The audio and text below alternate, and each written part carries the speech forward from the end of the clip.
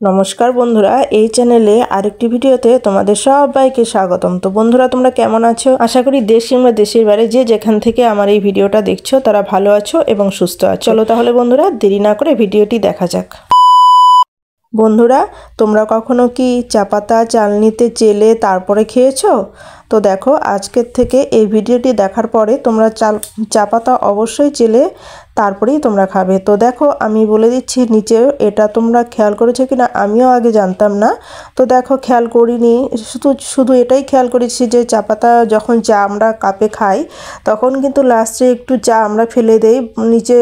দেখতেই পারো তোমরা, কিন্তু জানো যে নিচে হয়তো খেয়াল করবে যে নিচে কিন্তু গুঁড়ো গুঁড়ো কি লেগে থাকে। তো সেই গুঁড়োটা কি, এটা আমাদের যদি পেটে যায় তাহলে কিন্তু পেটের খুব ক্ষতি করে।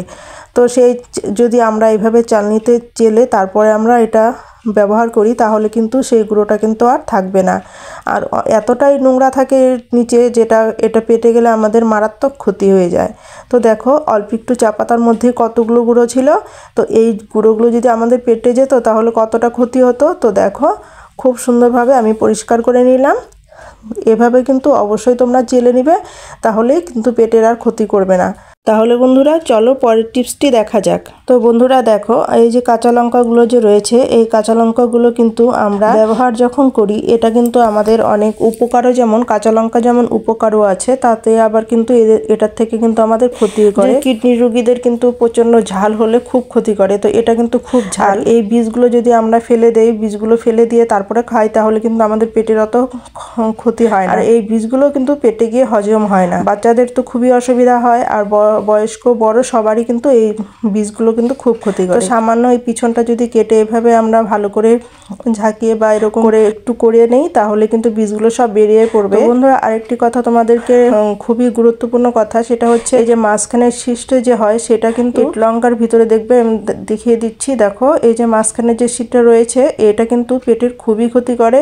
এটা বাচ্চারা যদি খায় তাহলে কিন্তু বাচ্চাদের পেটে ব্যথা করবে, পেটে ব্যথা, প্রচন্ড পেটে ব্যথা হয়। এই জিনিসটা সবসময় তোমরা খেয়াল করবে, যখন কাঁচা খাবে তখন এটা যেন বের করে ফেলে দিবে। আর যদি পারো রান্নাতেও তোমরা ব্যবহার করতে না পারো তাহলে কিন্তু খুবই ভালো হয়। তো দেখো, এইভাবে কিন্তু বীজগুলো আমি সুন্দর করে বের করে নিলাম। তাহলে বন্ধুরা, চলো পরের নাম্বার টিপসটি দেখে। তো বন্ধুরা দেখো, আমি নিয়ে নিলাম এখানে চিরুনি। আর চিরুনিগুলো পরিষ্কার করতে কিন্তু আমাদের খুব সমস্যা হয়, কি দিয়ে পরিষ্কার করব এগুলো, মাথার তেল, তারপর কলপ করে যে সবাই, এইগুলোতে কিন্তু নানা রকম চিরুনিতে নোংরা লেগে যায়, এগুলো পরিষ্কার হতে চায় না। তো আমি দিয়ে দিলাম কিন্তু সামান্য পরিমাণ লবণ। আমরা যেই লবণটা খাই সেই লবণটাই আমি সামান্য পরিমাণ লবণ দিয়ে দিলাম, আর দিয়ে দিলাম পাউডার। তো দেখো, আমি খুব সুন্দরভাবে এই পাউডার আর লবণের সাহায্যে পরিষ্কার করে নিচ্ছি। দেখো, পাউডারটা দিলে পরিষ্কারও হবে, এমনকি খুব সুন্দর গন্ধও হবে। তো আর লবণটা তো পরিষ্কারের জন্য খুবই কার্যকর, তো সেটা একটা কসব্রাইটের কাজও করে। তো দেখো, আমি দুটো মিশ্রণকে মিশিয়ে দুটোর সাহায্যে আমি এটাকে পরিষ্কার করে নিচ্ছি একটি ব্রাশের সাহায্যে। তো এটা খুব ভালো পরিষ্কার হয়েছে।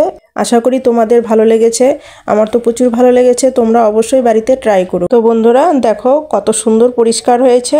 তোমাদের কেমন লাগলো অবশ্যই কমেন্ট করে জানিও। তো চলো বন্ধুরা, পরের নাম্বার টিপসটা দেখে নিই।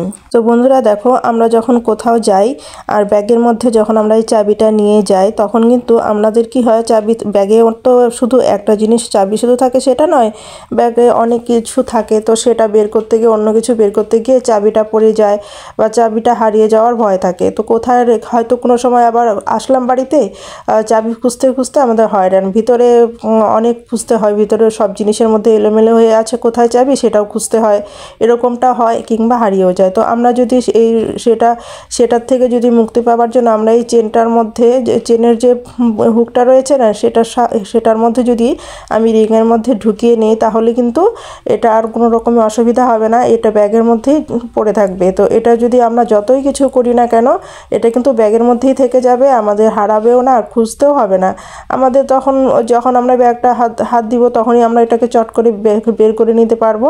তো তোমাদের কাছে কেমন লাগলো অবশ্যই কমেন্টে জানিও। ছোট হলে কিন্তু দারুণ উপকারী। তো বন্ধুরা, চলো পরের নাম্বার টিপসটা দেখে নেই। বন্ধুরা দেখো, প্রত্যেকের ঘরে কিন্তু ঘর মোছার জন্য এরকম স্ট্যান্ড রয়েছে। তো সেই স্ট্যান্ডের মধ্যে আমি চিরুনির সাহায্যে খুব সুন্দরভাবে একটি জিনিস তৈরি করে নিচ্ছি। তো তোমরা দেখতে থাকো আমি এটাকে কি তৈরি করি। তো দেখো, এরকম সুন্দরভাবে একটু এটাকে ভালো করে এখানে আমি আটকিয়ে নিচ্ছি। আটকিয়ে নেওয়ার পর এটার মধ্যে ভালো করে এটার যে আটকানোটা, এই আটকানোটা কিন্তু খুব ভালো করে আটকাতে হবে, তা না হলে কিন্তু এটা খুলে যাবে। আর যেটা মজবুত করে যখন আটকানো হলো, তারপর দেখো এই একটা পুরোনো গেঞ্জি নিয়ে নিয়েছি। এই গেঞ্জিটাকে আমি 4 ভাঁজ করে নিচ্ছি। 4 ভাঁজ করার মানে মাঝখানে 2 ভাঁজের মাঝখানে এটা ঢুকিয়ে দিয়ে তারপরে আমি একদম স্ট্যান্ডের 2 সাইডে এই ক্লিপগুলো লাগিয়ে দেব।